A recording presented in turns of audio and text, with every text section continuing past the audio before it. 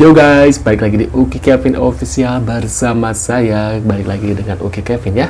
Kita lanjut lagi dalam kasusnya Vina. Seperti apa sih kasusnya ini guys? Yuk semangat guys, semangat supaya 7 pidana ini kita bebas ya. Dan satu lagi Saka Tatal namanya bisa pulih kembali gitu ya. Waduh, dan Rudiandong dan komplotannya itu bisa ditangkap ya guys ya, diadili seadil-adilnya dia, biar mereka itu merasakan apa yang sudah mereka lakukan kepada 7 pidana atau 8 pidana ini ya guys ya, termasuk satu Peggy Setiawan yang kemarin ditangkap itu ya guys ya. Kita lanjut, kita lihat maksudnya videonya seperti apa. Yuk kita lihat guys. 2 plastik ya. Aman, makasih Neng Fitri, kita lihat. Neng Fitri. Ayo mas. Udah, berapa porsinya pak? Porsinya 15.000. Ya udah, saya jangan pakai pare pahit. Soalnya hidup saya udah pahit. Waduh. Ya, ada apa aja? Lengkap apa sih? Ya aman. Aman, ya udah. 2 plastik ya. Oke. Aman, makasih pak. Aja Neng Fitri nggak cocok aja dijual somai, cocoknya jualan bunga ya, jualan bunga, tanam bunga, cantik gitu ya guys ya. Si Neng Fitri gemes ya. Neng Fitri udah nggak usah jadi apa ya, nggak usah jadi pengacara, mendingan jadi nanam bunga sampai ngegibah sama emak-emak gitu ya. Cocok kayaknya guys ya. Kita lihat video selanjutnya ya guys. Dia bilang kalau saya saksi ciptaan gitu. Ya, siapapun saksinya, apapun bentuk kesaksiannya, rasanya masyarakat ingin sesegera mungkin kesaksian-kesaksian dalam bentuk pengakuan tersebut diuji. Benar. Agar teruji. Benar. Tentunya di waktu dan tempat yang tepat. Karena rasanya masyarakat sudah mulai lelah, benar, sudah mulai letih, dan benar, itu disertai lesunya pemberitaan terkait peristiwa yang terjadi. Agar tidak simpang siur, agar tidak silang pendapat, bahkan tidak semakin semrawut. Karena semua bentuk kesaksian dan pengakuan hanya berdasarkan apa yang mereka ingat. Karena rasanya hingga detik ini tidak ada atau belum ada pengakuan yang disertai bukti penunjang kesaksian atau pengakuan yang mereka miliki. Ya, rasanya masyarakat hanya ingin melihat terujinya kesaksian-kesaksian yang disampaikan agar peristiwa yang terjadi dan perkara yang terjadi semakin terang benderang dan tentunya mampu membuktikan keterlibatan atau ketidakterlibatan dari para terpidana. Alright. Ulala. Itu Peggy Peron itu memang ada. Menurut pengakuan dari orang menelpon saya. Alright. Ulala. Wah, katanya Peggy Peron ada guys. Waduh, ini gimana guys? Rasanya sudah jelas, bahkan semakin jelas bila kita masih mengingat kalimat yang disampaikan oleh kuasa hukum dari Peggy Setiawan terkait keberadaan atas nama Peggy Peron, dan tentunya dijelaskan pula bahwa Peggy Peron termasuk dalam anggota geng motor. Maka sangat relevan antara suspek dan kronologis peristiwa. Maka tak perlu untuk bersandiwara ataupun membelokkan kronologis peristiwa, karena dari awal sudah jelas, bahkan diperjelas oleh kalimat yang disampaikan oleh kuasa hukum dari Peggy itu sendiri. Alright. Paham kan? Masa sih tidak paham? Seharusnya lebih paham dan lebih jelas. Alright. Ulala. Waduh, gimana menurut pendapat kalian? Sependapat yang Sudirman menolak berita acara yang mengatakan bahwa dia tahu peristiwa itu. Jadi dia katakan saya nggak tahu peristiwa itu. Nah, kalau dia nggak tahu peristiwa itu, tentunya waktu ditanya apakah ada mukul, dia tidak mukul. Tahu saja enggak. Waduh, gimana guys? Setelah melihat video ini ya, bahwa saya melihat saja tidak gitu ya. Tahu saja enggak. Ya, waktu hebohnya perkara Vina dan Iki. Iya. Nah, tapi kita nyaris tak terdengar kemana dia disembunyikan atau sembunyi. Bahkan ada yang mengatakan di hotel. Tapi alhamdulillah sekarang sudah dikembalikan oleh polisi. Saya nggak tahu mengapa Sudirman ini nyaris tak bersuara dan keterangannya nyaris nggak pernah sampai keluar. Yeah. Seberapa penting Sudirman ini? Nah, memang Sudirman ini penting sekali gitu. Kenapa penting sekali? Karena fondasi daripada perkara pembunuhan tanda petik Vina dan Eki itu ada di Sudirman.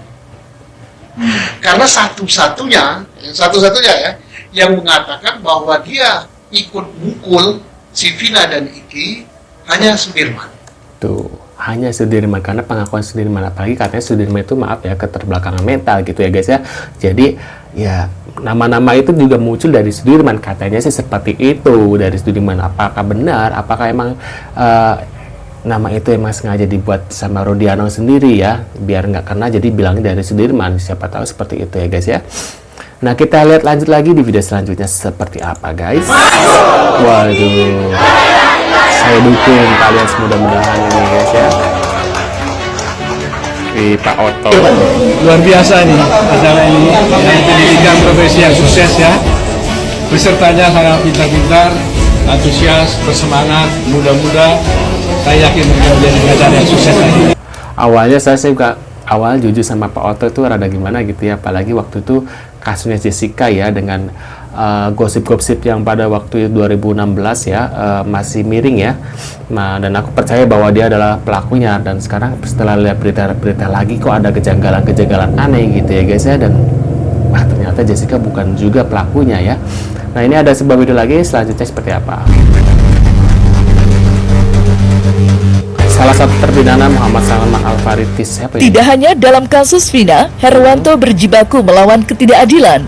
Ia belum lama ini, Herwanto ditunjuk menjadi kuasa hukum para terpidana dalam kasus pembunuhan di Bandung. Waduh, apalagi sebagai seorang guys. advokat, Herwanto meyakini jika kliennya tidak terlibat dalam kasus pembunuhan di Bandung. Lantas, apa yang membuat Herwanto yakin jika kliennya korban salah tangkap sebagaimana dalam kasus Vina? Dan langkah hukum apa yang akan dipersiapkan Herwanto untuk membebaskan kliennya?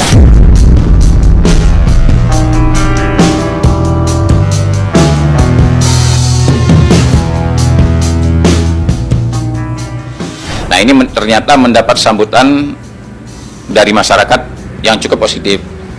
Contohnya sekarang ini ada 4 perkara yang masuk ke kantor saya, khususnya perkara pembunuhan. Nah, perkara pembunuhan. Nah, jadi dari 4 perkara pembunuhan ini, baru 1 yang saya datangi TKP-nya, yaitu di Bandung. Di Bandung ini ada 4 terpidana, ya. Ada 4 terpidana yang sudah diputus perkaranya dan dihukum 7 tahun. Nah, salah satu dari 4 terpidana ini ada anak muda, usianya 21 tahun, namanya Muhammad Salman Al-Farisi, alias Salman bin Yana Suryana.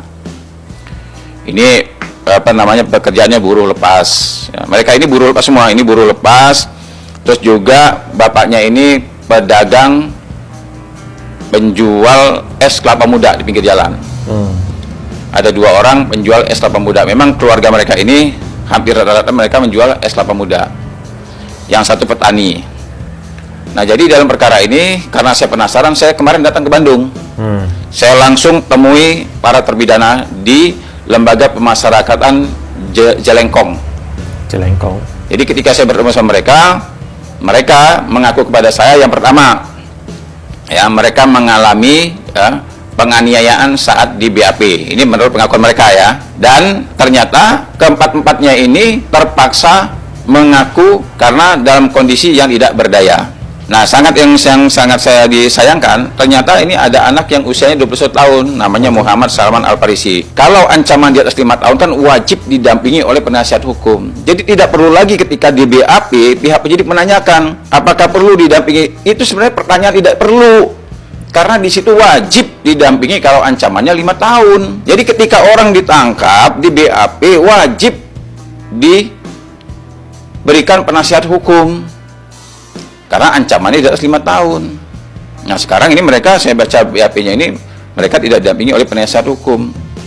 Yang lucunya ya, mereka sudah mengatakan mereka bukan pelakunya sejak awal.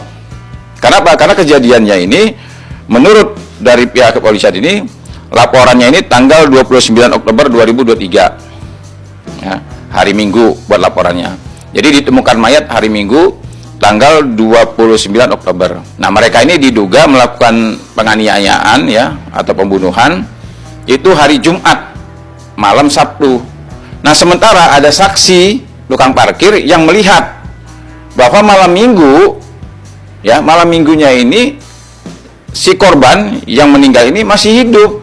Dia datang ke suatu tempat dan tukang parkir ini tukang parkir kebetulan yang jadi saksi kuncinya ini, ya, mengatakan bahwa benar ada namanya Bang Andre. Bang Andre ini nama alias, nama sebenarnya AF Hadian yang meninggal nih, yang sudah menjadi mayat.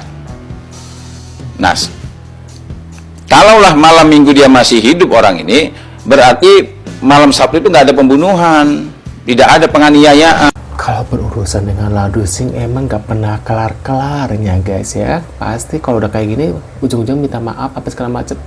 Enak banget jadi ladusing ya. Menurut pendapat kalian gimana setelah melihat berita-berita tentang ladusing yang ya kesel banget kalau lihatnya ya. Menurut kalian gimana, tulis di kolom komentar. Terima kasih sudah hadir dan jangan lupa bantu subscribe Oke Kelvin dan sampai jumpa di video selanjutnya. See you guys.